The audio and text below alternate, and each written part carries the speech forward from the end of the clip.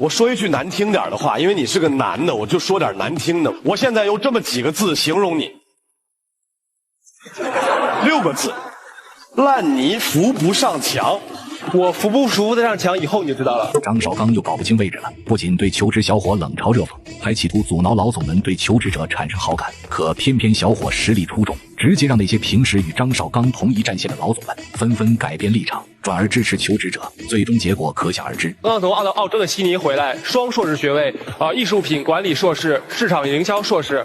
我回国的目的是我看中中国未来市场发展的潜力，我想找一份关于公关或市场营销相关的职位，希望得到各位 boss 的欣赏，谢谢大家。节目中迎来了一位高学历海归求职者，不过张绍刚这次变聪明了，没有再围绕祖国这个话题展开纠缠，相反他玩起了新花样，直接对这位海归小伙进行了一场突如其来的成语测试。你18岁就出去了，你中文写作的表达能力怎么样？还可以吧。考你个成语，高山流水，形容它的比较顺畅。那个山比较高，对，水流下来的就会比较顺畅，对，比较急，比较顺。中文水平一般。了解了。12位。请选择让他继续还是离开。身为主持人，通过提问来检验选手的特定能力，以便让老板们更深入地了解求职者，这种做法本身没什么毛病。然而张绍刚的问题在于，他仅基于一个题目的表现，就全盘否定了选手的能力，轻率地得出选手中文水平一般的结论。这种以偏概全的做法显然过于草率。更为过分的是，在得出这一片面结论之后，张绍刚还故意引导老总们迅速做出选择，这导致现场一半的老总直接灭了灯。面对这一突发情况，选手不得不迅速反应，拿出自己在国外的成绩单，以此来证明自己的实力。这就是复习国外学习的一些资料，简单介绍一下复习。这么着，我从左到右吧。好，这3篇是我在澳洲发表的英文写作刊物，已经在澳洲发表了。还有关于翻译的，其实我翻译工作做的还是不错的，尤其是翻译一些国外的文章。没有成语。求职者原本打算通过展示自己的翻译实力来证明自己的中文写作水平，然而出乎他意料的是，张绍刚再次提起之前的成语问题，以此来讥讽他：你连初中生都能掌握的成语都搞不明白，还好意思自夸翻译能力有多强？这一番话的言外之意，无疑是在质疑求职者所发表的文章没啥含金量。面对张绍刚的故意找茬，小伙也决定不再惯着他，直接霸气回怼：没有成语，是因为说实话，给大众看的东西不要太矫情。小伙一句不要太矫情，可谓是巧妙地内涵了张绍刚，引得台下观众纷纷拍手叫好。眼看在自己的场子丢了面子，张绍刚哪里能咽得下这口气，于是开始逐渐暴露出自己的本性，紧抓住这个小问题不放，疯狂作妖起来。高山流水很矫情吗？说实话，取决于你的。我一定要来给你普及一下。高山流水讲的是俞伯牙和钟子期的故事。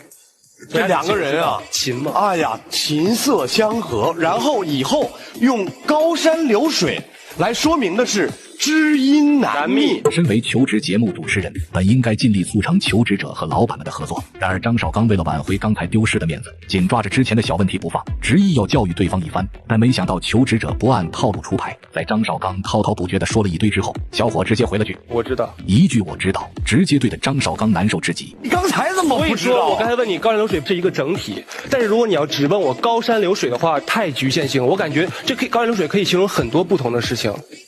你真的不能再说话了，复习，好好说这个。好，因为你再说下去，就离无知真的不远了。行，好吧。眼看张绍刚一副没完没了的样子，小伙也不想与他过多纠缠。他深知自己今天来到这，主要目的是为了找工作，因此他将精力集中在与老板的深入交流上，通过展现自己的专业素养和能力来赢得认可。于是他选择了暂时避让，避免与张绍刚陷入无意义的争论中。你认为中国的奢侈品的市场会怎么样？中国奢侈品消费人群未来会很大很大，随着中国人越来越有钱，比如说 fast fashion 说快速消费的一些品牌进入中国以后，它们的发展趋势很好，说明什么问题？老百姓喜欢好看的衣服，比如说 Zara、H&M， 从小喜欢时装，我想从事这个行业。尤其说实话，我在国外这么多年，我最深的感触，老外对于中国设计师、对于中国品牌的了解太少了。我想把中国的带到国外去，好东西给外国人看看，中国不比你们差。很明显，不管是在能力、谈吐表达，还是对未来趋势的敏锐判断上，这这位选手的表现都展现出了极高的自信，说话条理清晰，有理有据，当场就赢得了2位老总的赞赏和青睐。然而，当提起希望能将中国品牌推向世界的宏伟愿景时，却遭到了现场一位老总的质疑。刚刚说的那些都是你的梦想，对，你如何带出去？你有什么资源？面对这种刁钻的问题，求职者以清晰的逻辑和流畅的表达，从容不迫地回应了这一质疑。这是为什么我来到这里，我想找一份能够让我学习更多东西的地方，一份工作。我随着这份工作，我会认识更多的人，有更多的人脉，有更多的经验。是时候的时候，我会把他们带出去。然而，面对求职者如此清晰的回答，张绍刚却给出了一个情商极低的反驳。不，你这逻辑错了啊！他能教给你方法和教给你认识人，他自己早推出去了。这一番话不仅否定了求职者的回答，认为其不切实际，还顺便贬低了在座的老板们，暗示他们没有能力将自己的品牌推向世界。张绍刚如此行事，真可谓是竭尽所能的得罪他人。在座的老板们自然不会支持他这种态度，反而纷纷站队支持那位求职者。这就是得罪人的下场，只会让自己颜面尽失。我还想帮复兴说句话，他的回答，我想你的意思哈，并不是说别人给你机会，然后教你怎么去做，不是这样。其实我想他真正内心想表达的就是说，你给我一个平台，对，我会施展我的能力，对，我需要的是一个平台。我发现今天都宽容，大家对他悉心照料。不是我怎么他了呢？眼看自己在之前的环节中遭受批评，现在又变得存在感全无，他心里满是怒火，却又无处发泄，他怎么可能会就此罢休？于是，在老总们为求职者提供岗位的环节，张绍刚又开始搞起了小动作，会给你个品牌总监的一个职位。品牌总监啊，艳丽她才25岁，我有经验。你有什么经验啊？他完全没有国内工作的经验，艳丽。我要提醒你一下，张绍刚对求职者真可谓是处处针对。在求职者即将求职成功时，他还想凭借一己之力搅局，这种操作实在让人难以理解。难不成真的是因为其心胸狭窄所致？然而小伙的表现实在太过出色，不仅逻辑清晰，表达流畅，还展现出了极高的专业素养。老板们对他的形象、学历背景和临场表现都赞不绝口。我会给你3000块钱的底薪。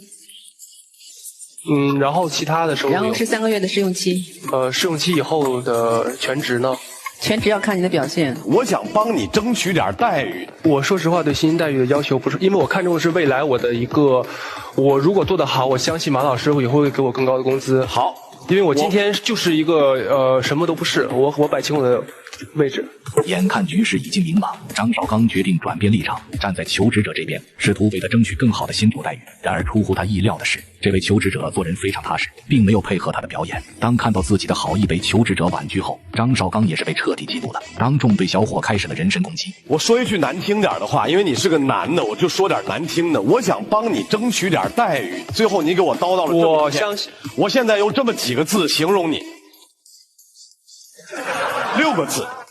烂泥扶不上墙，我扶不得上墙，以后你就知道了。言辞犀利，霸气回击，这位小伙子多年后果然不负众望，事业发展如日中天，成为行业翘楚。而反观张绍刚，因节目上口无遮拦，一度深陷舆论漩涡，饱受恶评困扰。由此可见，会说话懂分寸何其重要。在我们日常生活中，切记不要通过嘲讽他人来彰显自己的优越感，这种做法不仅缺乏尊重，还可能让自己陷入尴尬境地，甚至断送大好前程。诸君，对此你们觉得呢？